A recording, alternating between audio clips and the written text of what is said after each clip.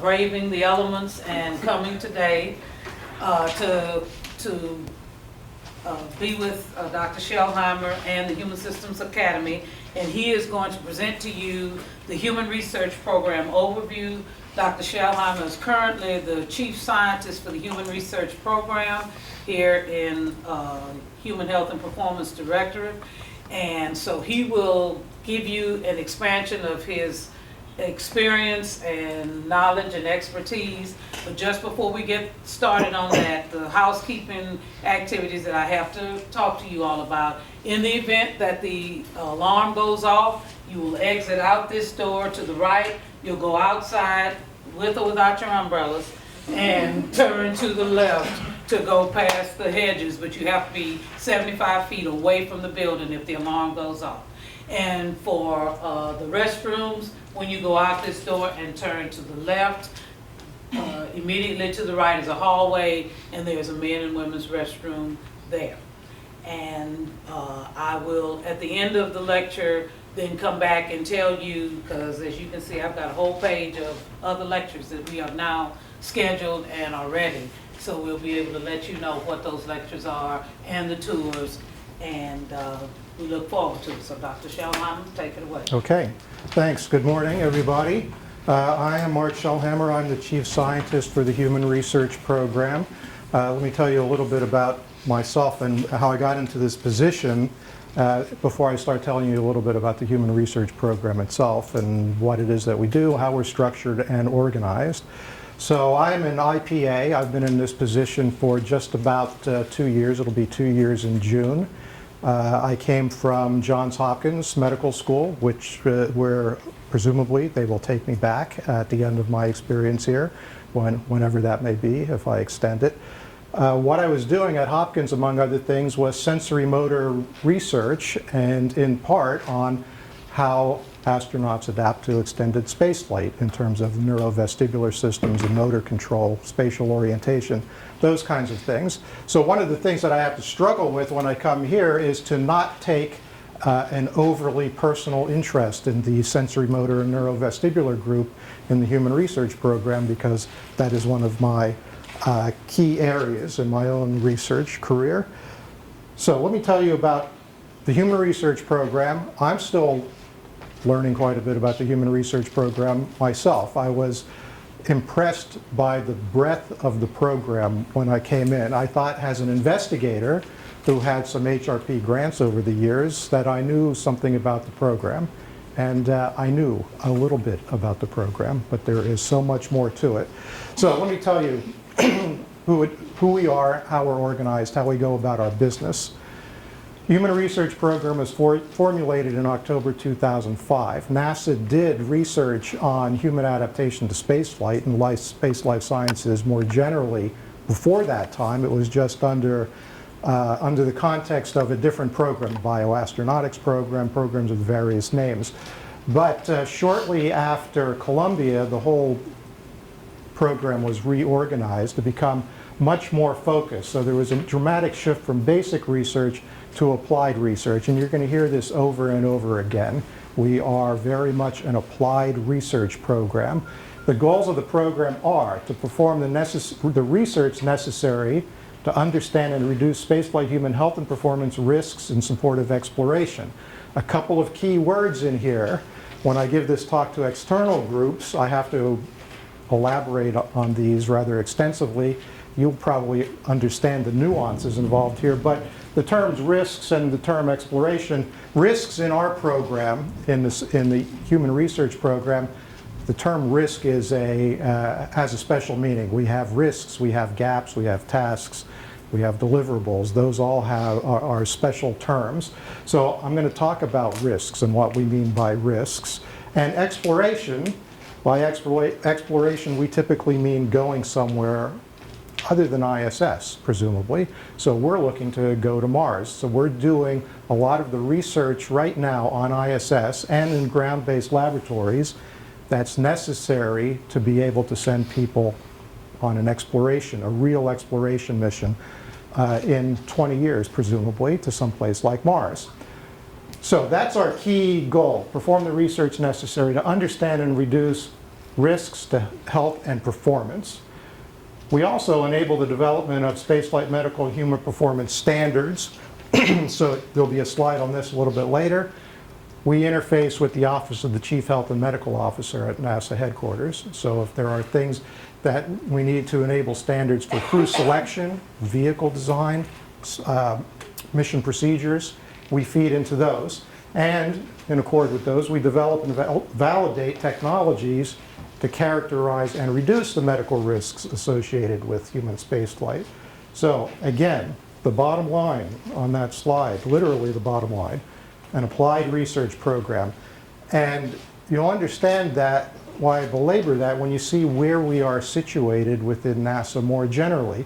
You might think that a research program, a program that ostensibly does scientific research, might be located over here in the Science Mission Directorate, where they do things like astrophysics and astronomy and run the Hubble Space Telescope, among other things. But make no mistake, we are very much under Human Exploration and Operations Mission Directorate, Mr. Bill Gerstenmaier, the Associate Administrator at headquarters, and we are a direct report to HEOMD. So my boss, Bill Pulaski, has regular meetings with Bill Gerstenmaier at headquarters. And the reason I belabor this here is because Human Exploration and Operations, that's what we are in support of. So we do research, we do scientific research to enable to extend human presence in space, maintain health and performance, but not just because it's an interesting scientific question, which might put us over here, because there are questions that we need the answers to enable exploration and operations. So again, it's the idea that we never lose sight of the fact that we are an applied research program. Okay. Again, put it another way, the goal of HRP is to provide health and performance countermeasures, knowledge, technologies, and tools to enable safe, reliable, and productive human space exploration. The first one in particular we like. If we can figure out what's going wrong with people when you send them into space for long periods of time, the next step is figuring out what the countermeasures are. Are there things that we can do in terms of training, procedures, things that they can do while they're in flight to maintain health and performance? That's the optimum. So you see an example of a countermeasure right over here. Exercise, which I will talk about a little bit later. Exercise is one of our key countermeasures for a lot of the physiological deconditioning that would otherwise go on in space. Okay, a little bit broader context of what we're looking to accomplish here in the program and how we structure some of the research. Again, this is going to be review for most of you here, but for external groups, this is very useful. So right now, we're in what we might call Earth-reliant mode. We send people up to the space station for 6 months. We currently have our first one-year mission going on. We're doing a lot of things in the human research program with the two people who are going to spend 1 year on ISS. But this is relatively close to Earth. If there's an emergency, including a medical emergency, they can get back to Earth fairly quickly, within a matter of hours. They're in constant contact with mission control. So this is very much an Earth-reliant mode.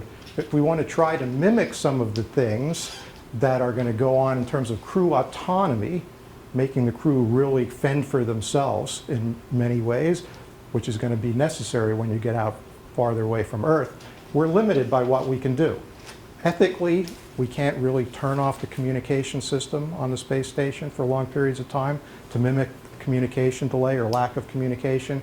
We can't close up the space and stop people from going up and down because, as I said, we have 6 people up there any given time. 3 people go up, 3 more come down just about every 3 months.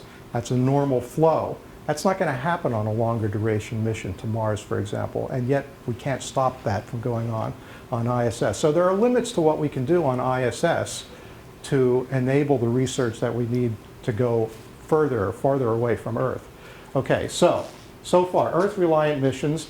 Next step, presumably some types of proving ground missions where return to Earth would be a matter of days.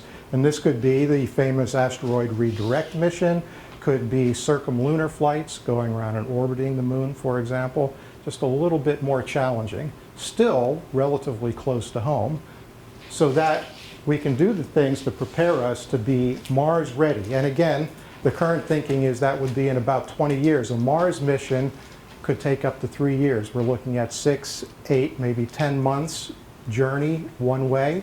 So 6, 8, 10 months out, same amount back, a stay on the surface or maybe in orbit of a year to a year and a half. So we're looking at 3 years away from Earth with a small crew, probably 6 people. Okay, so some of the things that we're doing currently, and I'm going to come back to that flow of those missions and how that drives a lot of what we do in the program. Let me tell you about a couple of more recent activities. We're working very closely, more and more all the time, with the international partners on ISS. The I in ISS stands for international. So we try to make use of our international agreements, especially working very closely with the Russians on ISS. The Russians and some of our international partners, they don't necessarily feed in and sign on directly to the risk mitigation strategy that the Human Research Program runs under. Sometimes they want a little bit more freedom to pursue other scientific ideas. So it's a challenge. There are also cultural differences about how you run a research program. How you run a research program that involves human subjects. There are issues of personal space and integrity and things like that that have to be dealt with. So to help us with this, we have stood up just in the last couple of years something called the Multilateral Human Research Panel for Exploration, MERPI, for sharing of human subjects, data, hardware, and protocols. A logistically very challenging operation, you might imagine. This is run by John Charles, who's my predecessor as chief scientist. He is the head of something called the International Science Office, ISO, in the Human Research Program. So it's his job to make sure that we get along well with our international partners. Another thing going on recently, the Orion test flights, big news a couple of months ago. HRP research, again, is targeting test flights with humans in hopefully 2017 and 2021. You can see some of the areas here: low frequency vibration, rotational oscillations, acoustics, dosimetry, exercise hardware. The things that we're doing that are going to come out of the research that we do that will inform some of the standards on there. What is the noise level that's acceptable before you start to get a decrement in crew capabilities? What's the vibration levels? What kind of exercise hardware do you need? Exercise, again, something that keeps coming up, and it'll come up again. So in a previous slide over here, I talked, going the wrong way, I talked about some proving ground missions currently doing things on ISS. ISS lifetime 2024 right now, we think. Going to Mars, maybe in the 2030s. What do we do for that 10 years in between, those so-called proving ground missions? Well, not exactly sure yet, but people are looking at things like an exploration augmentation vehicle or deep space habitat, something that you could presumably connect to Orion, give you a little bit more habitable space, allow people to live up there for maybe weeks or months at a time, which they're not really going to be able to do in Orion just by itself. What is the human research that you can do there? What are the HRP type things that we might not get done on the space station, that we need to get done before we go to Mars, that we can do in that middle ground? If there are things, and we are working to identify them now, then we need to start informing the vehicle design for that. Okay, just a little interesting sideline here. I said that we send people up to ISS for 6 months at a time nominally. You're probably all aware that there's an exception to this rule.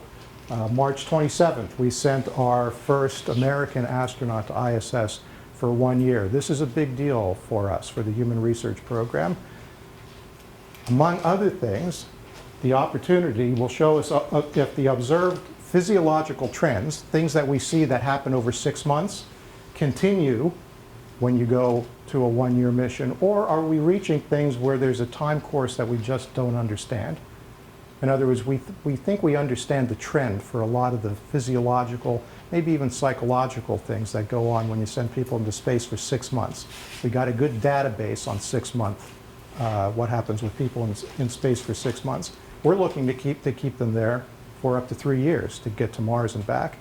So we're going to definitely take advantage of an opportunity to send them up there for 1 year. If we find that on a 1 year mission, the trends that we see in 6 months hold, in other words, if we see a plateau in deconditioning or in our ability to mitigate something in 6 months that's successful, and if it's still successful on a 1-year mission, probably going to be okay for a three-year mission. If it's not, if there's a trend that we're comfortable with in 6 months, but that trend changes dramatically when you go to 1 year, that means we got a lot more work to do on that area before we can sign off for 3 years. Possibility of 5 additional 1-year missions. This is, again, very exciting for us, because what do you do with one-year mission? Well, there are 2 crew members. There's Scott Kelly and there's Mikhail Kornienko, who are the subjects. Scott Kelly, of course, doing many more of the NASA HRP experiments. But still, it's an N of 1 in human research terms. So what are you going to do besides anecdotal observations? Not a whole lot. So we would like to, again, it'll give us an indication if there are some troubling trends, but what we really want to do is possibility of another 5 1-year missions, approximately 1 every other year, which takes us to the end of ISS lifetime in about 9 years from now. Very ambitious set of studies, which would be specifically for looking at the difference between 1 year and 6 months. And this would give us some statistical validity, because now you're talking about possibly an N of 10 if you do 2 crew members on each mission. Okay, but the twins, oh yes, in association, just coincidentally with the 1-year mission, Scott Kelly is a twin. His twin brother Mark is a retired astronaut. He's staying on the ground. Depends on who you ask about how this came up, but the best story is that the twins actually approached us and said, hey, twins, hey, one of us is still an astronaut and the other one has flown before. Are you guys going to do anything with this? Omics studies, genomics type of studies. Is there something there that's valuable? Well, we didn't really know. So we put out a solicitation, and we were very pleased with the response that we got to this research solicitation. Some really top-notch people submitted proposals and were selected for this. So we're starting to make our first foray into 21st century so-called omics research, genomics, metabolomics, epigenomics, transcriptomics, all these different omics things. In other words, nature versus nurture. Or you've got 2 people with, at least at the beginning of their lives, identical genomes. They've changed over the course of their lifetime experiences to some extent, but they're a lot more alike than any 2 random people selected. We've never had the opportunity to do something like this before, to fly one twin and monitor the other twin whilst who's staying on the ground. Twin astronauts are very rare. We might never have the opportunity to do this again. So what's the big deal? Why, other than the fact that it's an opportunity, why do we care about this? Well, the whole area of personalized medicine, the idea that you can use somebody's genomic information to target drugs, to avoid side effects, to target interventions of various kinds that might be more beneficial for some people and not work so well on others because they metabolize a drug or a supplement or a vitamin differently. That's going to be big in terrestrial medicine in the coming years. Can we do something similar to people when we send them into space? We don't want to get it necessarily into the crew selection area. That's not our business. But once the crew has been selected, is it possible to say, based on genetic information, this person over here needs 2 hours a day of exercise in space, which they now do as a countermeasure. Maybe this person over here needs a half hour and a dietary supplement. And maybe this person over here better not exercise more than 10 minutes a day because he or she is subject to bone fracture. Whatever. If we can extract that information from genetic studies, from genetic information, then you can imagine the reduction in resources that we would be able to achieve on an extended mission. We could tailor our countermeasures much more precisely. So that's why we're interested in this. Okay, now back to the Human Research Program more generally, who we are, how we're organized and structured. Well, up here in this top box, you might call that the management box for the Human Research Program. The program manager, Bill Pulaski, his deputy, Barbara Corman, the chief scientist, which is me. There's a deputy chief scientist. There's a program integration and science management office. The managers basically up there. We have very close connection with something called the National Space Biomedical Research Institute. NSBRI is a non-governmental organization. They are headquartered here in Houston, over in the Medical Center Complex area at Baylor. They have a complementary research portfolio to ours. So we are doing risk mitigation, they're doing risk mitigation, but being non-governmental, they have a little bit more flexibility than we do in how they interact with some of their academic partners, some of their external investigators. All right, so we take advantage of that flexibility sometimes to they help us run seminar series and things like that, external conferences. Okay, but within the program itself, we are broken down into 6 main subdivisions. We call them elements. We have a technical term for just about everything in the program. So the 6 elements you can see arrayed across here. Let me start with the one that's an outlier on the left-hand side, something called ISS Medical Projects Element, or ISSMP. The name doesn't really tell you what they do. This is a non-research element. This is a logistics and implementation element. So when you do human experiments, you need informed consent. Right? You need to explain to the people what it is that they're going to be doing. There's a whole big process. An institutional review board must review the protocol. The consenting process for astronaut crew members as subjects is run by ISSMP.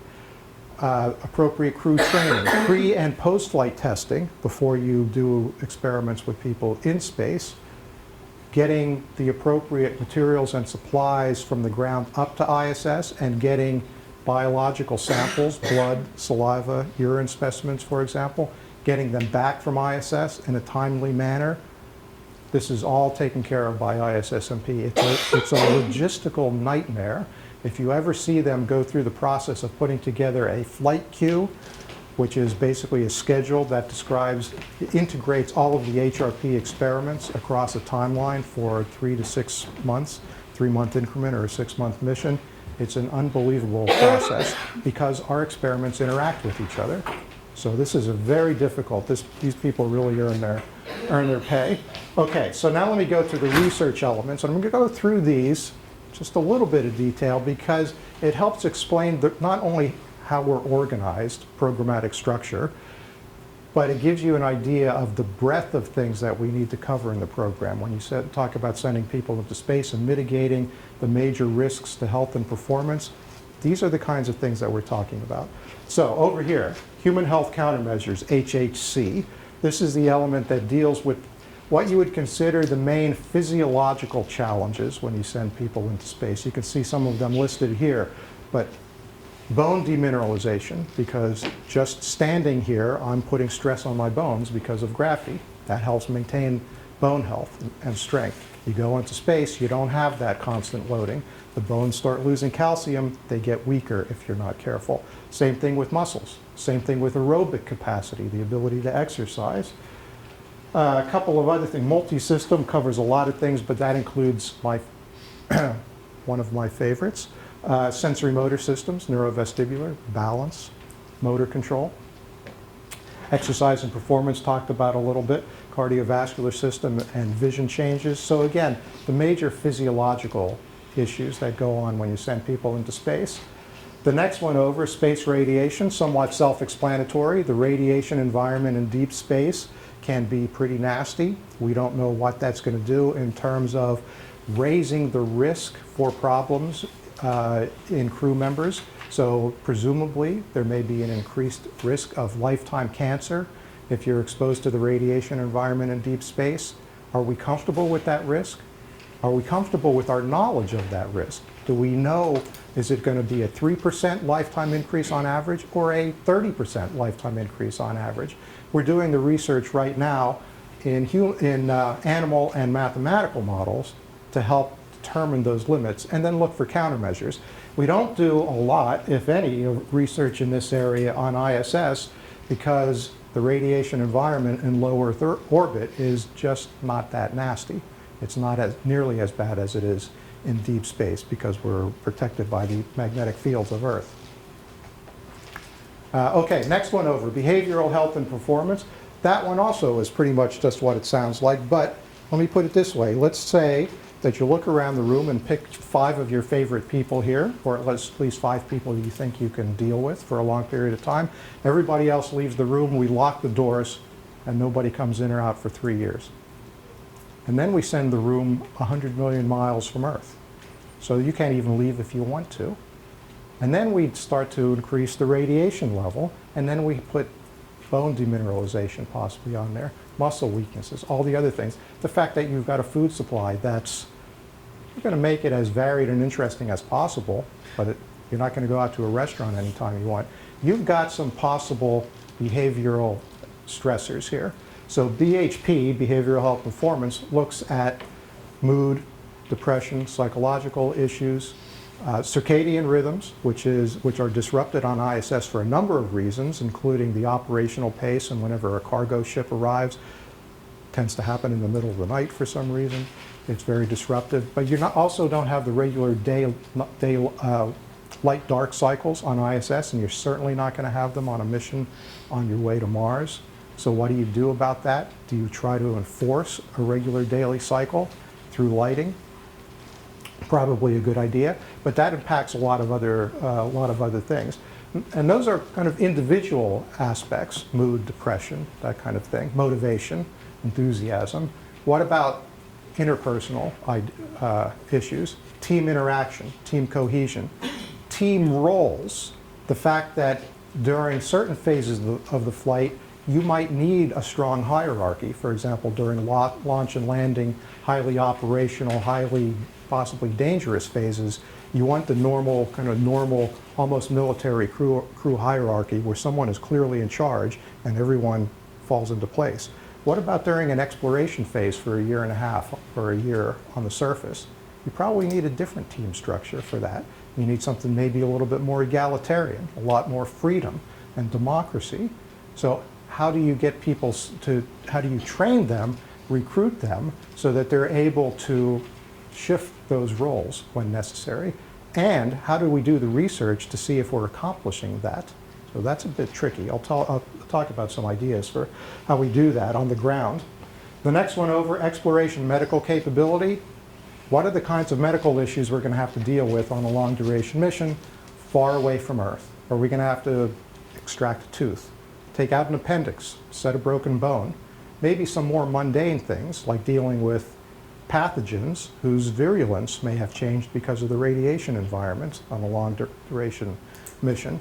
At the same time, immune system function in some people changes during long duration space flight. So are we going to have an intersection of those two, and all of a sudden we're going to have to deal with a virus or a bacterium that we didn't have to deal with at the beginning of the mission? Well, how do you deal with this? Imagine all of the myriad medical conditions that could possibly happen to a group of nominally 6 people over the course of 3 years. Very fit and healthy people, granted, but still 3 people in a demanding environment. Well, this group, Exploration Medical Capability, has something they call the Integrated Medical Model, IMM, which is a model of probabilistic risk assessment, PRA. We love the acronyms. The idea here is that they go back, and it's a very rigorous, very well done computer modeling exercise. They go back and they look at evidence from everything that's applicable to any particular medical concern. So if you're going to have to, again, deal with a bone fracture or whatever it might be. So they look at studies in appropriate clinical populations. Previous space flights, of course, would be the gold standard. Maybe military populations in some cases, laboratory studies, whatever bears on a particular potential medical area. They build up the evidence for that, and then they look at, based on that and based on previous flight experience or experience in other demanding operational environments, maybe combat, military combat, maybe submarine crews, figure out what the likelihood of that possible thing is, and then you can do a rank ordering and you can start to say, what are the major medical issues that we might have to deal with? Having determined that, what do we do about it? Well, now this bears on issues of crew training, crew selection. Are you going to have a physician on board? Hopefully so. And what kinds of facilities are you going to need on board? Are you going to need a surgical suite? Are you going to need anesthesia? Are you going to need oxygen? All of these things are big resource hogs, so you want to figure this out early on so you can build it into the vehicle. And finally, over on the right-hand side, space, human factors, and habitability. Human factors, typical human factors types of things. Interaction of the crew with the vehicle, so displays and controls, human-computer interaction, human-robotic interaction, especially if you're going to do teleoperated things. If you're going to go to the moon and take robotic rovers with you to aid the exploration, how much autonomy do you give the robots, and how much do you maintain for the human? How much do you trust the robots? How do you determine when they're doing something that you didn't ask them to do, but it might be okay? So how do you do the research now to enable that? But not only those kinds of typical human factors things, but also things like food technology. How do you package food to withstand a 3-year mission, maintain its nutrient value and its palatability, so it's not only good for you, but you enjoy eating it, because that bears on behavioral health and performance. Mealtime is a big deal to crews in space, and it's going to be a big deal to them as they go farther and farther away from Earth. They look forward to getting together and eating a joint meal. And it's something familiar. The food is generally familiar to them. It might be packaged in a strange way, but it's something like being back at home. It's something that's familiar. So how do you package food to maintain all those qualities? So that's part of advanced food technology. And then advanced environmental health. I alluded to this a little bit earlier. Microbes in space on different surfaces living. You've got a small group of people, confined environment, challenge to the environmental control system. Are you going to have viruses or other types of germs that are in the vehicle that are going to cause problems? If so, you need to know about them. Okay, so that's HRP itself. Now, let's talk about HRP and its interfaces with other groups. So HRP over here in the middle, HRP does not operate in a vacuum. We get not exactly marching orders, but we get some strong guidance from a lot of external groups, and we also put our products, our deliverables, information and countermeasures and standards out to a variety of groups. So let's start with this big one up here, external scientific community. So I like to say that here in NASA, we go out and we hire the best possible, brightest people we can find, and then we subject them to massive external oversight. And that is exactly what we do in the Human Research Program. We've got very good, very bright people, hardworking people, but we have a number of external scientific panels that help us guide our research, put our research programs together. Are we doing the right research in a timely manner to mitigate the risks that we have identified? And among the things that are involved here are something called scientific review panels, which meet with us once a year, review our risks and our procedures for mitigating them.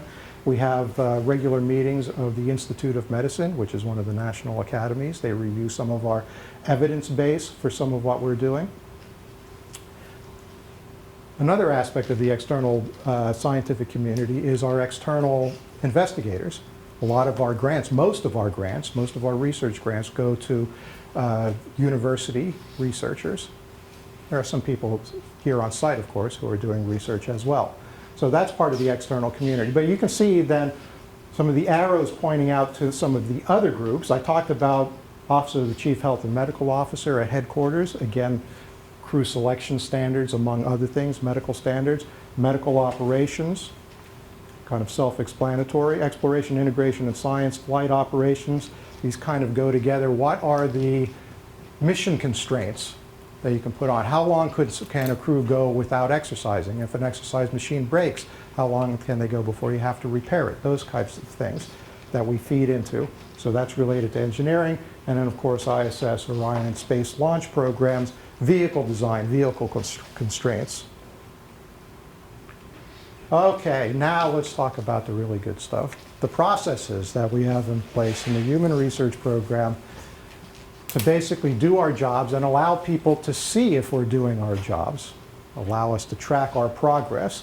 Okay, I mentioned some of these key terms before: evidence, risks, gaps, tasks, deliverables.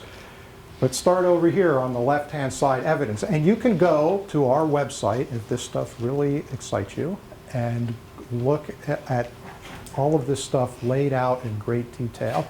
It's something called the Human Research Roadmap, HRR. So you can just Google NASA HRP HRR, and you'll see this come up. You'll see all of the 32 risks that the Human Research Program is addressing. You'll see the evidence reports that support those risks. The evidence reports are put together by people inside the program, our internal researchers. And again, they look at evidence from all appropriate studies and populations on the ground to basically say, here's what we know about this particular risk. Now, let me make this a little bit more concrete. As an example, one of the 32 risks in our program is risk of bone fracture due to bone weakening during long-duration spaceflight, right? You go someplace, you land on Mars, you step out, you break a bone. Everybody's in trouble in that case. So this is a major risk for us. And so the evidence basis for that would be looking at populations that experience bone loss for various reasons. The drugs that are useful for interventions for those, do we want to adopt those or not? So a variety of things from, again, from every possible perspective that's appropriate. So the evidence reports that support the risks. From the risks, we identify gaps in our ability to mitigate that risk. In other words, having identified bone fracture as a problem, what do we do about it? Well, there may be gaps in our knowledge there, so we have to do some research to fill in some information. What do we really understand about how bones lose strength in space? And disposition gaps, we call these countermeasure gaps. Do we know enough, and do we know what to do about the problem? So this would be countermeasures, interventions, training, mission design, whatever it might be. So our whole gap structure is laid out. We have, like I said, we have 32 risks, and we have 200 and some gaps that have been extracted from those risks. The gaps, closing a research gap is one of the ways in which we measure progress in our program. Those are the milestones. From the gaps, we identify specific tasks. Task would map almost directly to a research project, a research grant. So if you look up our annual, or now it's more than annual, research solicitation, there'll be specific tasks that we're looking for, and you can see them map back to the specific gaps that they're meant to close. So this is the progress, this is the kind of flow of information in the program, from evidence to risks to gaps to tasks to hopefully deliverables. Hopefully we will get information from these tasks, from these research projects. They could be countermeasures, they could be certainly final reports for a grant project, but again, interventions, vehicle design, standards, technology of various kinds. And what you don't see here is that this closes the loop. When there's a deliverable, it will hopefully change our evidence base and our risk posture, what we know about that particular risk. Down at the bottom shows some of the flow of how we have this process reviewed by the external community. Again, we have standing review panels, SRPs. They look at our gaps and just starting to look at the tasks, but they basically look over here at the gaps to say, given that we've identified a risk, have you identified the appropriate gaps that are necessary to accomplish, to close, to be able to mitigate that risk?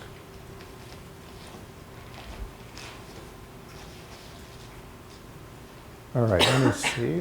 I am going to come back to that flow in a little bit more detail. And let me talk about some of the constraints that we work under, the research environment that we have. And I don't mean the environment as an ISS, I mean the conceptual environment, the intellectual environment. So we conduct research aimed at risk mitigation. I think I've made that clear by now. We need, in order to do that, we have the flexibility to replan or address new issues as needed. I like to compare us to NIH, National Institutes of Health, because many of our investigators also are NIH investigators. They're familiar with that system. We're nothing like NIH. We're very different from their system. NIH is much, although they do research that's nominally related to human health on Earth, They're much more open and flexible for basic research, for example, things that might not pay off for decades. We have a very structured applied program, and we're looking for answers to specific problems. We're looking to mitigate our 32 risks in a timely manner. So we don't have what you might call the luxury of doing basic research in some cases, understanding fundamental mechanisms of a particular physiological process. If we can come up with a solution, a countermeasure that seems to work, even if we don't understand all of the fundamental mechanisms of what's going on, we'll go with that countermeasure and then try to fill in the information later. That makes scientists very uncomfortable. It makes me uncomfortable as a researcher.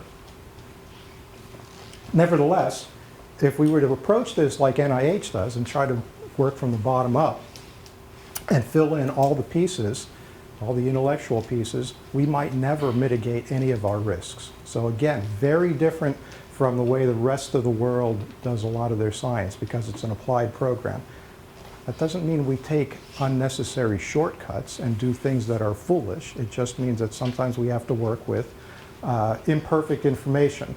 That includes this, flexibility to replan or address new issues as needed if a new risk comes up or a new nuance is identified. If something happens on ISS that brings our attention to something that we didn't realize was an issue before, we have a limited time to get the so-called best answer. Best is in quotes here because of what I was just discussing. Best might not mean that we understand all the fundamental mechanisms. It just means we have a countermeasure that works. Why? Because we have finite resources, of course, budget, but also subject number, time, access to ISS. Subject number is a big deal for flight experiments. When you do a typical study with human subjects, or even animal subjects, but any kind of life sciences experiment, you do a statistical analysis. You want it to be adequately powered. You want it to be able to have statistically valid results at the end of the study. And there are some standard guidelines for this. If you're going to do a flight experiment in particular and use crew members on ISS, there's a good chance you're not going to be able to meet the requirement on number of subjects that you would get with a conventionally designed study on Earth. So that is a huge issue for us. How do we use, say, non-traditional statistical designs in our experiments? And can we live with answers that are not statistically validated at the traditional levels, but we still have confidence in? So that is a huge problem. So that's the so-called small n problem. We have a constrained environment. Again, a lot of this, most of this applies specifically to ISS itself. We do a lot of laboratory experiments and ground-based experiments. Constrained environment, poorly controlled, less than ideal research conditions. That is putting it mildly. So in many cases, a crew member comes in to do our experiments and they haven't slept well. They might not be eating because they don't have the time. They might not be eating a nominal meal, although we track that pretty carefully. They might have taken some kind of medication, maybe for a headache or a backache, which they do suffer up there. Maybe they've taken a sleep medication. That's privileged medical information. The doctors know about that. The researchers don't always know about that. Do you think that if somebody has taken a sleep medication and then is going to do an experiment on maybe fine motor control, that it might have an impact on that experiment? Yes, it might have an impact on that experiment. So would all of the timeline pressures and the other experiments that they're scheduled to do. So you can say that it's a poorly controlled environment. Nevertheless, we do get very good, valid information out of this environment, but it's an ongoing challenge. Okay, I think the rest of this I'm going to skip, but it's basically elaborating on the point that there are cases in which we have to go with answers that are not validated at the level that you would like in a ground-based experiment, for flight experiments in particular.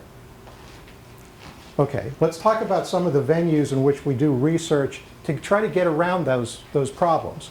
So ISS, of course, is the gold standard. We would like to do as many experiments as we can on ISS because that it is a spaceflight environment.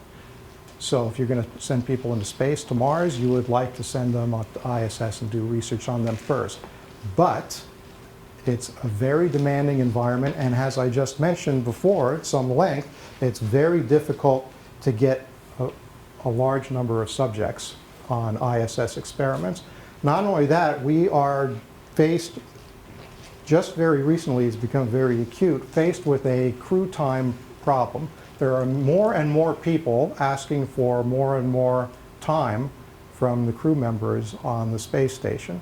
So HRP has had a relatively protected environment up until just recently, because we are one of the main drivers for keeping the space station going, the human exploration that's necessary to enable, the human research that's necessary to enable human exploration beyond the space station is one of the things that is one of the prime justifications for ISS, and keep maintaining its operations. So we've done pretty well until now. We always have to keep an eye on how many crew members and how many hours we're asking for. But now we've got other people looking for more and more crew time. That includes SLPSRA, Space Life and Physical Sciences Research and Applications Group at headquarters. That includes space biology. So the space biology people want to start doing some experiments on there, sometimes with rodents, which takes up a lot of crew time. Tech demos has things that are going up. This is in addition, this is just the research end. This is, forget about the operational part of keeping the space station going. That's a given. We don't have access to that crew time, obviously. There's an organization called CASIS, Center for the Advancement of Science and Space, CASIS, which is mandated by Congress to have 50% of the national lab resources on ISS. That is 50% of the research, non-operational resources.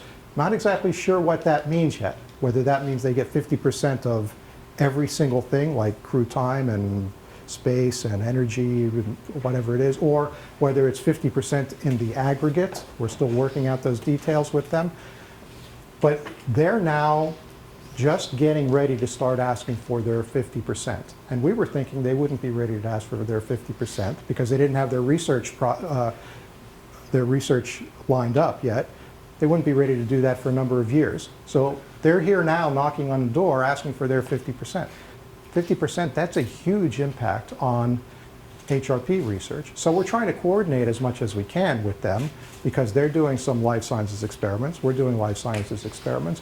But that gives you an idea of all the different groups that are looking for crew time on ISS. And we are in a constant struggle to maintain appropriate number of crew members and time to get our experiments done. But also because of that, we're looking at alternatives, which is some of the other research environments. Dr. Marr, yes. How long has CASIS, you said CASIS is now stepping up to say, looking at our 50%, how long have they been in existence? Yeah, I don't know how, on the order of 5 years. Under the 5 something years. like that, yeah, yeah. So they're recent, they're not Oh, 50 yes. year or. No, that's right, that's right. They're relatively recent, yeah. Okay. And, you know, it took them a little while to get their act together, so we were kind of going along comfortably with them in the background. And now they've got their act together, yeah. And I don't want to belittle, I don't want to sound like I'm derogatory about cases. They've got some great research to propose. And we want to work, we do want to work with them. It's just that this is kind of an unexpected challenge to us now.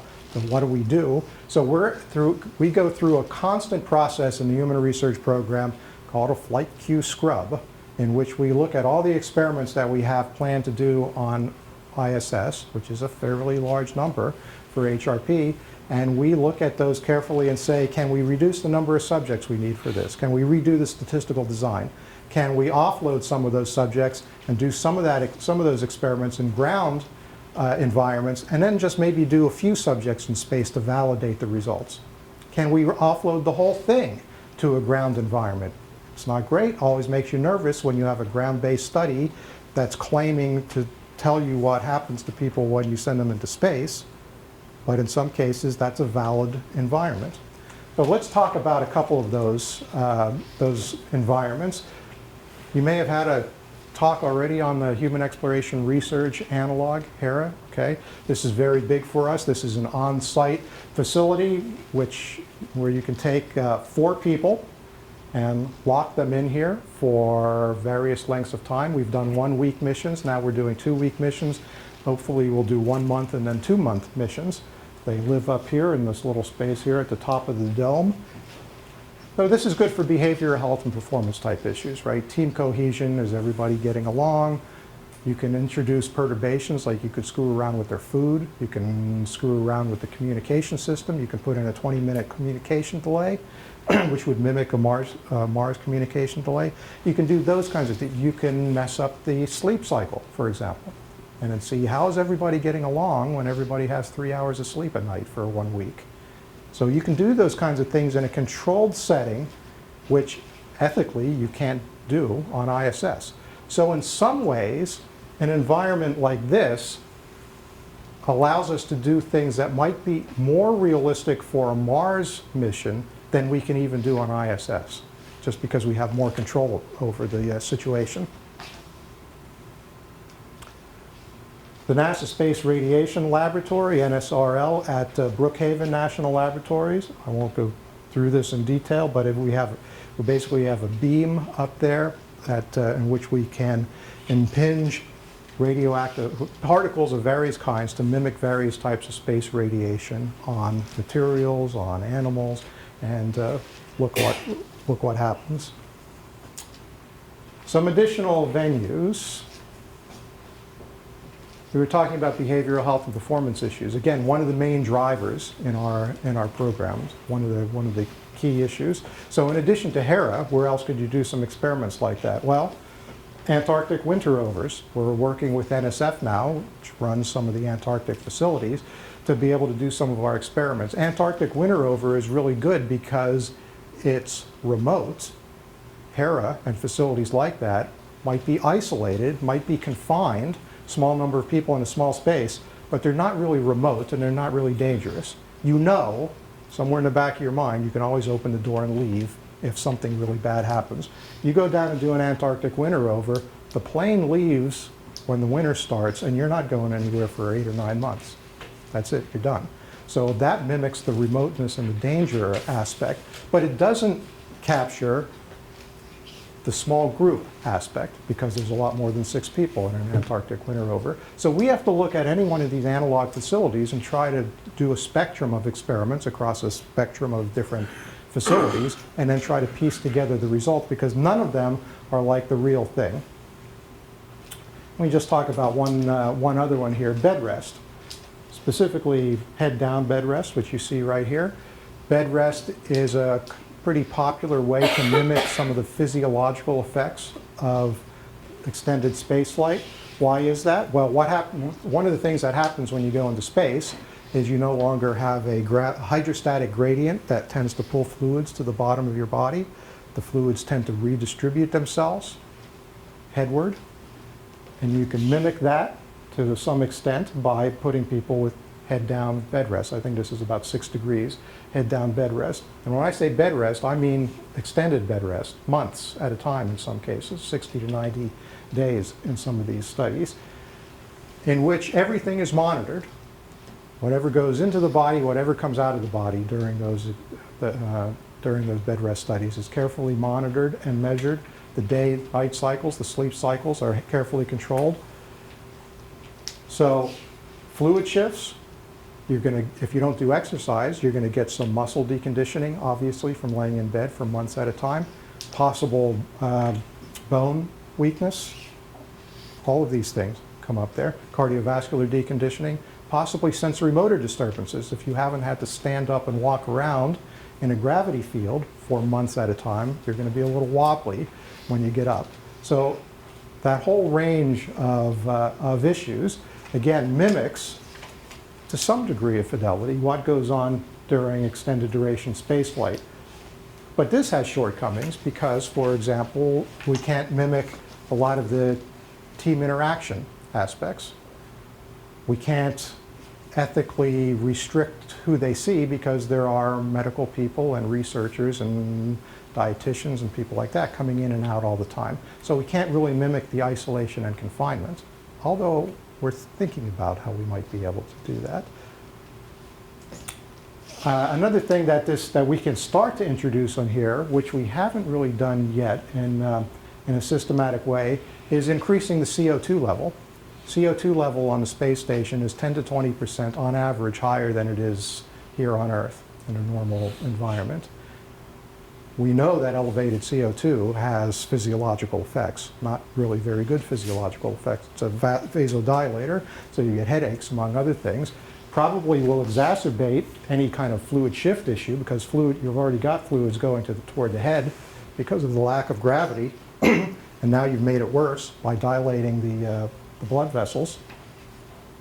So you can combine the headrest, the fluid shift, with CO2 in an environment like this, and you can do that in a controlled manner.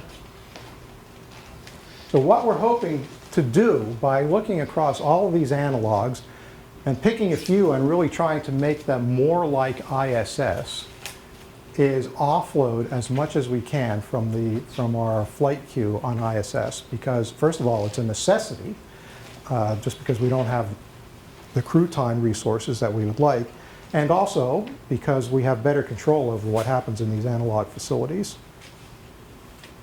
Okay, going to skip that. All right, now I referred to 32 risks that the Human Research Program is addressing. What are those risks? How are they assigned? How do we prioritize across those? You say, here's 32 risks. It's your job to mitigate all those risks. Well, how do you allocate resources? What do you do there? Well, I'm going to explain that process a little bit. It's a process of continuous risk management, CRM. So it's somewhat standardized. We have some nuances that we put onto it for the kinds of things that we do. We work very closely with something called the Human System Risk Board, HSRB, has members from the Medical Operations Group, flight surgeons from Human Health and Performance Division, from HRP, investigators, a number of others. So it's not just HRP folks, but the Human System Risk Board meets regularly and, among other things, reviews the evidence, the background supporting evidence for any one of our risks and helps us assign a color coding based on the likelihood of that risk and the consequences of that. So, as an example, bone fracture. The consequence of a bone fracture on a Mars mission, for example, is pretty high. Right? So one person breaks a bone, basically the whole crew is down to take care of that person. Right?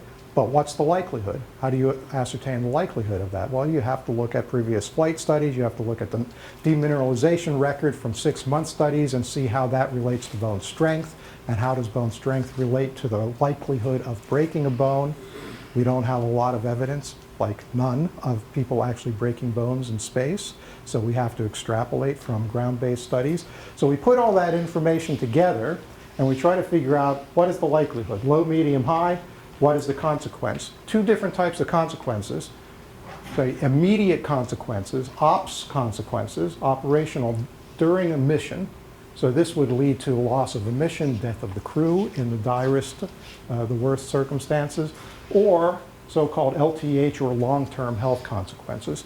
This could be increased risk of cancer due to radiation over the lifetime of the astronaut. And then you look at these, and if something has a very low likelihood and a very low consequence, like big deal, put a Band-Aid on it and move on, well, we rate that, we color that green. And this is going to, you'll see the value of the color coding in just a minute. If it's got a high likelihood and or a high consequence, like it's very likely to happen and somebody's going to die if it does happen, you get that a red rating, and somewhere in between, it's yellow. We would consider that partially controlled. Now, when you look at that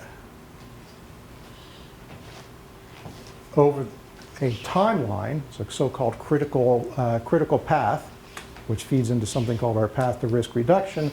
Our job is to take things that are red and make them yellow, and things that are yellow and make them green by instituting the appropriate countermeasures, by doing the appropriate research. This is just one example. The idea is not to go into the details here, but to show you how it is that we structure the program and again track our progress. So you see that there are some milestones here along the way. We think this risk is starting, this is again as a timeline here, out to 2024, expected lifetime of ISS, possibly to 2028, so our charts go out to 2028. And a couple of key milestones. The milestones are tied down here to specific research projects.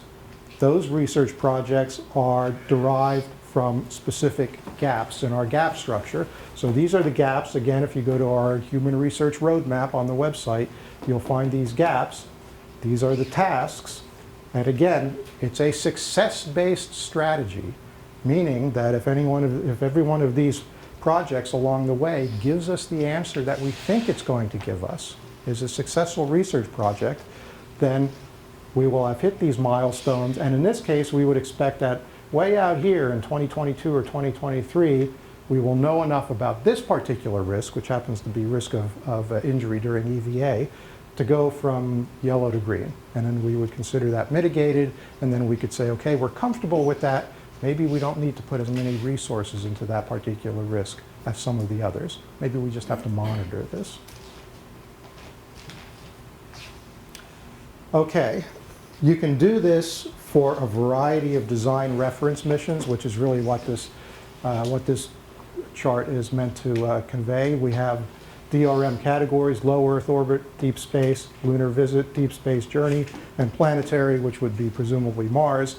And as you might imagine, a lot of things that are green for the less challenging missions, like up here, turn to red for the extended duration missions.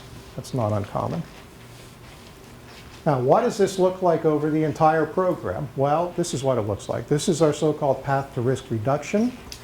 This is a very popular chart outside of the human research program because it's a good tool to convey to people, especially people with an engineering and operational culture and people at headquarters who think in timelines and a very structured way.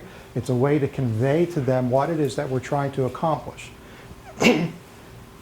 Whenever you put this up, it makes the scientists in the room cringe because, you know, science doesn't really work this way. The idea of a success-based strategy, discovery on a timeline, that's almost antithetical to the definition of science. You don't know where it's going to lead you.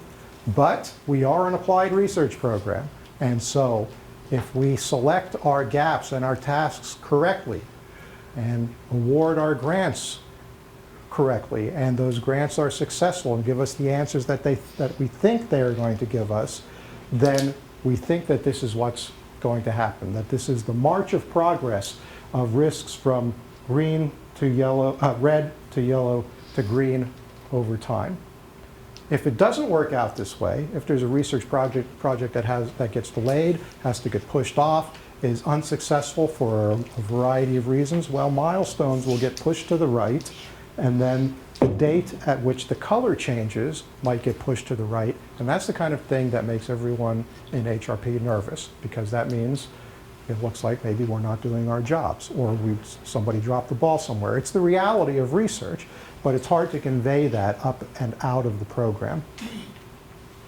Okay, so let me explain a couple of other things about this. I'm not going to go into detail about all the terms that are on here, but just so you can kind of understand why we like to look at this as a guiding principle for the program. So the timeline here, fiscal year 15 here, ISS lifetime anticipated here, and again out to 2028. These are the 32 risks that we are addressing. This is, by the way, for a planetary design reference mission, presumably Mars. The risks up here in the blue background are the ones that we think we need to do research on ISS to address. So you can see that's the vast majority of them. That's why we have the flight queue scrub issue, because a lot of our risks up to now, we've been thinking we need to do research on ISS. We're looking to move more and more of these down to this category, which means that we think we can adequately address some of these things in the ground environments in analog facilities of various kinds.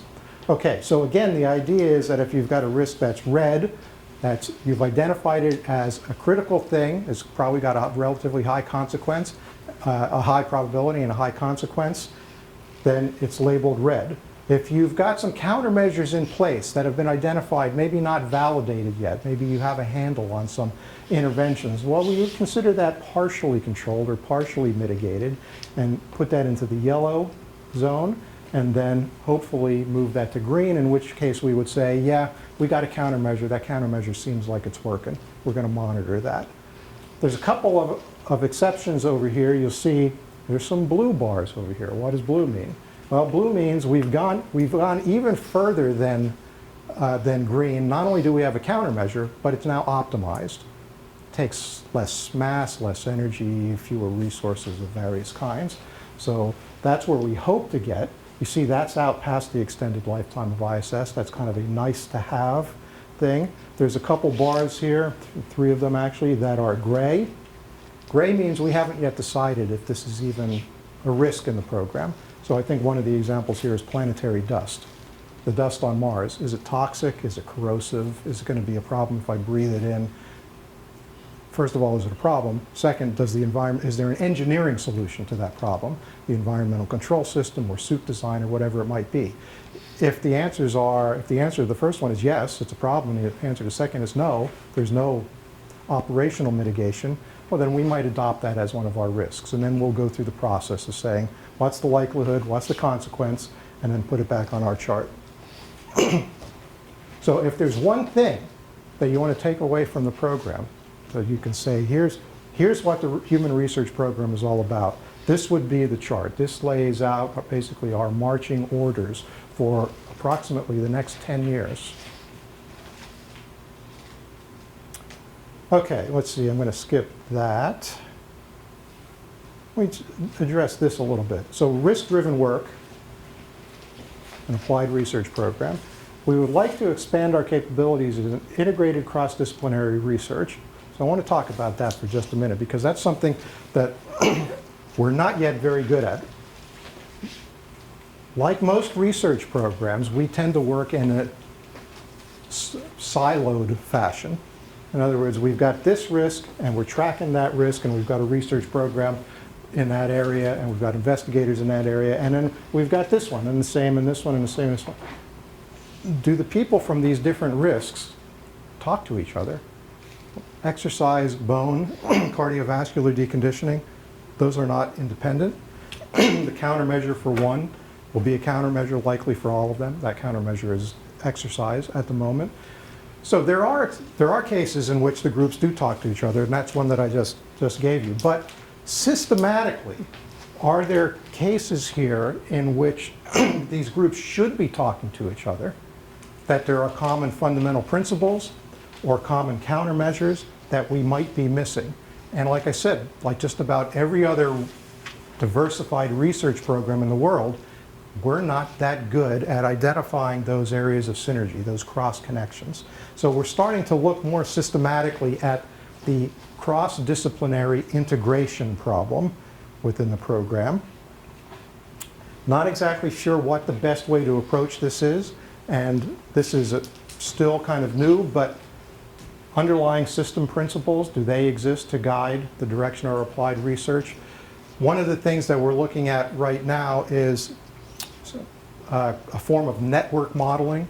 So you can look at the publications that the Human Research Program has funded over the past year, for example. You can do a textual analysis. You can extract keywords from those publications. And then you can make a nice little graph. Unfortunately, I don't think I have one here. But you can say, boom, over here, muscle. So you put a little bubble here. And then boom, over here, bone. And boom, over here, dust. And over here, vestibular, or whatever. And then the size of that bubble, of course, could be related to how many publications there are. But then you can put cross-connecting links based on whether there are common keywords. So is there a publication in bone that uses some of the same keywords or concepts as one in the vestibular system? Well, there might be, because there's a calcium connection. Calcium carbonate, part of the vestibular apparatus, calcium, bone, Maybe there's a connection about calcium metabolism between those two areas. Maybe one person has published on that, made that connection. So that would show up in our network. And so you can develop a conceptual structure of how the different disciplines are related to each other. But even more importantly, you can look at that and you can compare it to what you know about how the body works and say, there are missing links on this chart. Maybe you can compare it to a graph made from publications that NIH has funded, which will be a lot more intricate because they have a lot more money and resources than we do. But if you compared the HRP conceptual structure, intellectual map, to the NIH one, then you could identify missing links and say, maybe we should be funding research that cross-connects those two disciplines. So that's kind of a systematic approach that we're just starting to look at in the program.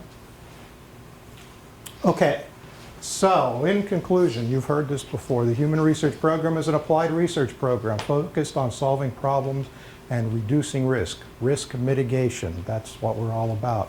Subject to many types of constraints. We have a number of customers that we feed our information to. We have a website. You can go there, or you can just, again, search on HRP HRR for Human Research Roadmap. Major efforts, ISS utilization, making the best use of this relatively scarce resource of crew time. Sets of standard measures and occupational surveillance. I didn't talk about that, but we're trying to, since we send so many people up into space on a regular basis, at least on a regular basis, we want to get a set of standard measures in place that are done on every crew member all the time, so that we then have a basis for looking at the efficacy of countermeasures, as opposed to saying, here's your research grant, what's your measurement? Okay, we'll do your measure. Here's your research grant 2 years later, what measurement do you want to use? Oh, how do we know if your countermeasure is better than this countermeasure? You're using different measurements. So we'll put a set of standard measures in place that everybody will have to use nominally. The path to risk reduction, the giant color-coded chart that I showed you, the use of analog facilities, and cross-disciplinary integration, which again, I'm very excited about as a researcher myself, and we're just at the beginning stages. Okay, that's where I'm going to stop. I'll take any further questions or discussion. What would you say is the completeness level of those paths to risk reduction in terms of number of risks? It seems that if you go to a foreign planet a million miles away, 30 risks is a fairly small number. Yeah, so let me be clear. These are 32 risks that HRP is addressing. They're not, so you'll see some obvious things like risk of electric shock. We don't need to do research to mitigate that. That's an engineering risk. So agreed, it does by no means cover the vast range of things. But it is an interesting question for the risks that we do cover, or the risks that we think we might want to cover. So CO2, elevated CO2 levels, for example, is one that we're dealing with right now. If it was on the path to risk reduction, it would have been gray. So there is elevated CO2 on ISS. We know from acute studies with elevated CO2 levels that a lot of things are impaired. Decision-making abilities, motivation, initiative, things like that are impaired, even during short-term exposures. So then you can say, well, if they're impaired in the short term, well, they got to be a lot worse on the long term. Maybe not. Maybe there's an adaptive mechanism. Maybe there are other things. Maybe elevated CO2 and fluid shift are actually counterbalancing instead of exacerbating each other. We don't know. So rather than dive into a research program right away because it looks like it might be a risk, we've got to get our evidence in place and then do a number of ground studies to build up the support for it. So that's both a strength and a weakness in the program. Right? It's in some ways a weakness because it might turn out that this is a really serious problem. Well, we may have just taken 4 years of ground studies just to ascertain that it's a problem, and now we've lost 4 years in our ability to mitigate that problem. On the other hand, we can't just be throwing limited resources at everything that looks like it might be a problem. I was wondering what your thoughts were on, obviously you don't want to, maybe like with food, could you grow it on Martian soil. Obviously, you don't want to plan that way. You want to have food with you just in case you can't Yeah. grow anything. Well, food would be sent ahead, presumably, large stockpiles. But, right, the food storage issue, the food processing issue, there is something up there now called Veggie, which is, I don't know if that's an acronym, it probably is, but basically they're starting to grow on a small, limited basis some of their own food on ISS. So we have research on there. Is that food healthy? Is it palatable? Is it, what about the bugs on that food, and how do you maintain it? So we are doing some research in that area. You're exactly right. That would be the optimum. Closed loop life support systems, closed food systems. That's probably the way to go. Until something goes wrong, and then it wipes out your entire food supply. So you need backups. Yeah. Expiration analogs, can you go back to the chart where you had the Antarctica and The one with all the different sites. right.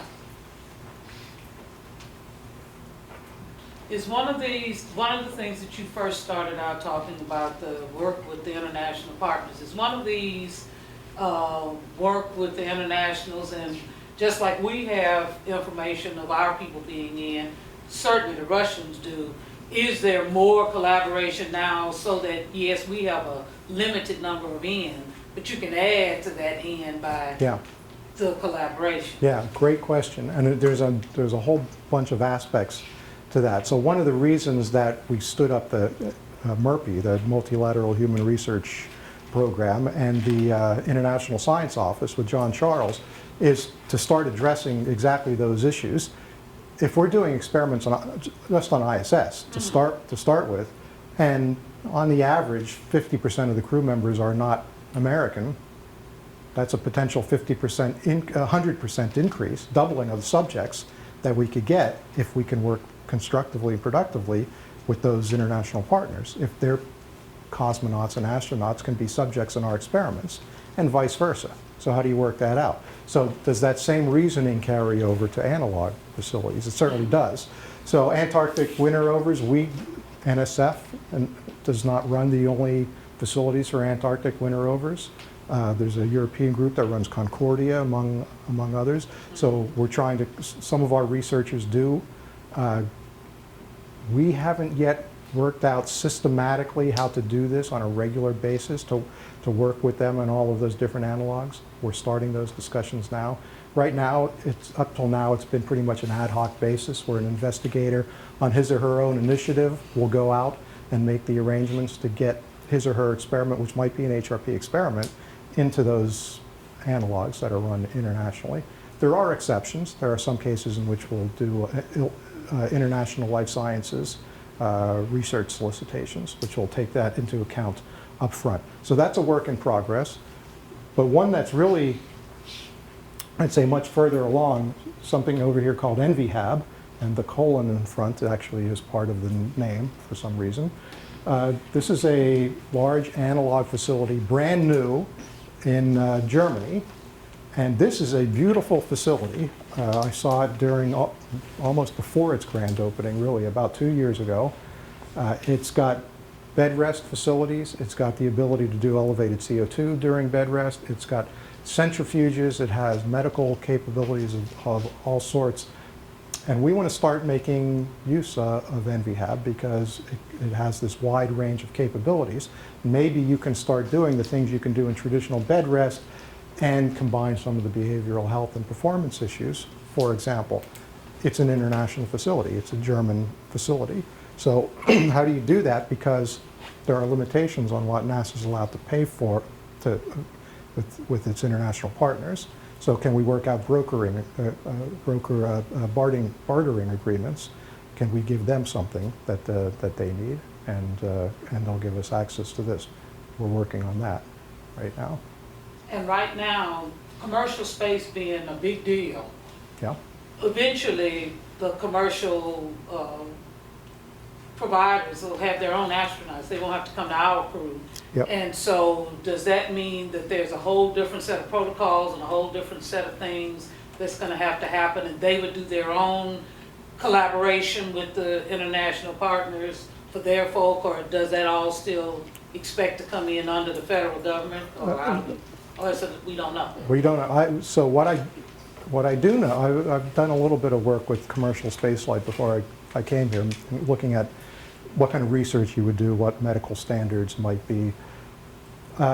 Right now, their flights are so short that a lot of these things are not, they're not there yet. They're not thinking about these kinds of things, especially the ones that you're, two different types of suborbital, of commercial flights, right? Suborbital flights, Virgin Galactic type flights, and those are so short that it's, none of the up and down, right? The problem there is going to be maintaining proficiency of the pilots when they fly over and over again. It's still a pretty demanding piloting situation, I would guess. But when the commercial crew vehicles start coming online, right, Boeing and SpaceX, those missions to ISS could be 30 to 45 days. We're starting to look in our program about how to make use of those so that maybe you can, or there are experiments you can do not in 6 months on ISS, but in 30 to 45 days on some of those crew members.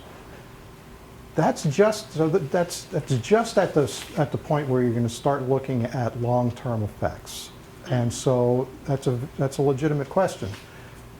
They're going to be taking NASA astronauts to and from ISS, but presumably the crews will be commercial astronauts provided by the suppliers. So are they going to need access or request access to our exercise facilities so that they can maintain their physiological function? We don't know. I don't know if they're even at the point where they're discussing this. You know, the human aspect of these things tends to get pushed off until the very end, when the vehicles are basically ready to fly, and then they say, "You mean what? There's going to be dizzy when they come back?" I never thought about that. We were wondering a little bit about gender tension among a crew and crew selection as far as like sending them up. Like, we know that a lot of astronauts may have like a type A kind of personality, and I mean it's a long time. So Yes. being with these individuals, what issues might we expect? I imagine you're looking at analogs to get an idea of what. Yeah, right. So it is an issue. There just a few months ago, a sequence of papers was published that came out with HRP and NSBRI support on sex and gender in human spaceflight. It looked mostly at physiological issues. There are some differences in physiological decrements between the sexes, but also some of the behavioral health issues. We haven't had the opportunity, because it's been male-dominated so far, at least in terms of numbers of astronauts that have flown. We haven't had the opportunity to systematically look at what you're talking about during space flights. But we can certainly do those studies in analog environments, and we are doing them. The problem, a bit of a challenge there is to make sure that you're properly mimicking what will be an anticipated Mars crew, for example. Well, in terms of sex and gender, we don't know what that mix is likely to be. And we could say, okay, it's going to be 50-50, male-female, all right, a reasonable guess. But it's still a challenge to get that number of people who are of both sexes who are astronaut-like, because it's still, the community is still dominated by males with engineering backgrounds for the most part. We're getting better at it.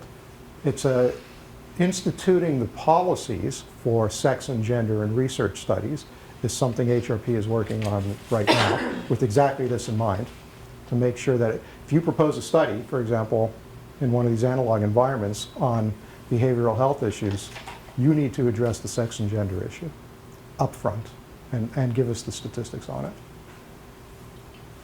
So it doesn't answer your question. I'm deferring it by saying we're on that question, but we don't have an answer yet.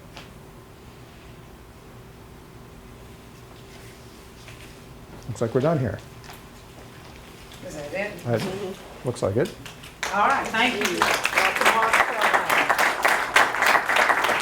Well done. Okay, Very interesting. Thank my you. pleasure.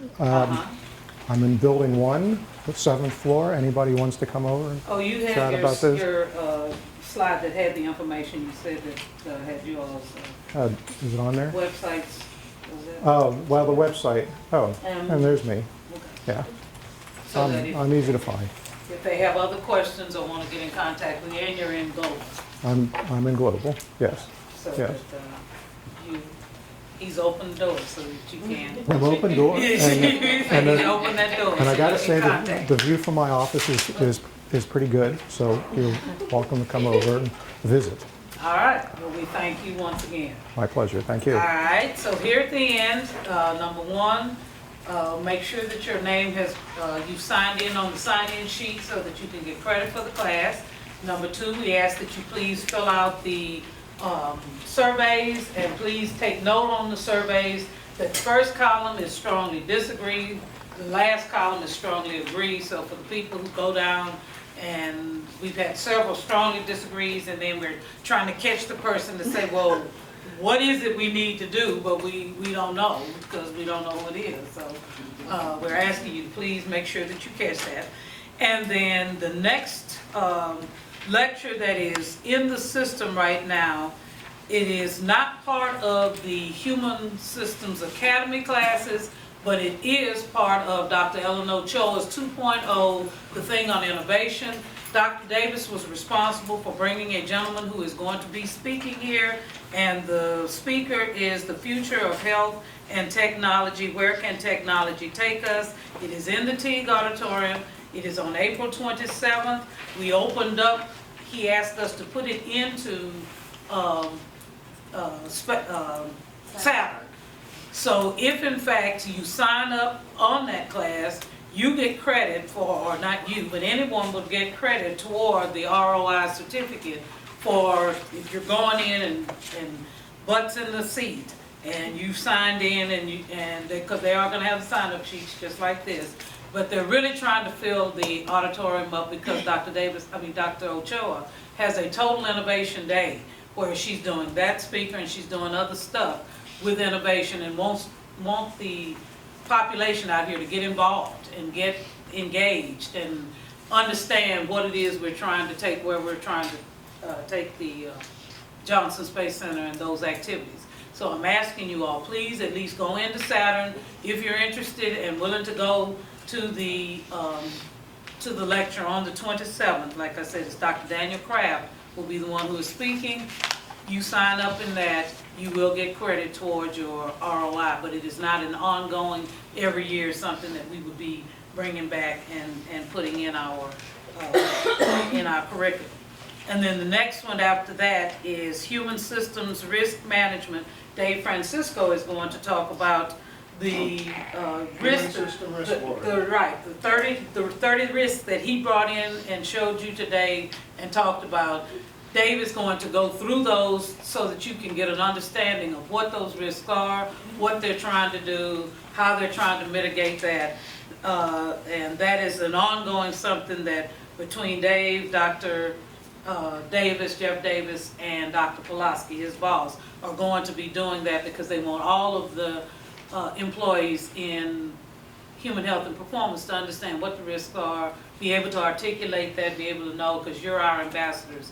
When people ask what's going on, I thought they shut down the space program. I thought we're the ones that have to be able to tell people no, and we have to tell them what's going on. But in order to do it, you have to know what's happening. So his is here in the studio on May 5th at 9 o'clock. So that is, if you're interested, go into Saturn on that one, and then we jump into June, cardio. Michael Stinger is going to do cardio in June. Spaceflight immunology is going to be in June, and Spaceflight immunology tour is in June. So I'll take you that far out so that you know what's going on. But please go into Saturn, because all of these are listed in Saturn, and you can kind of schedule out your time to know how to support us in the Human System Academy and to help you learn what HHP is all about. So thank you all. Thank you again. And thank you, Dr. Sherman.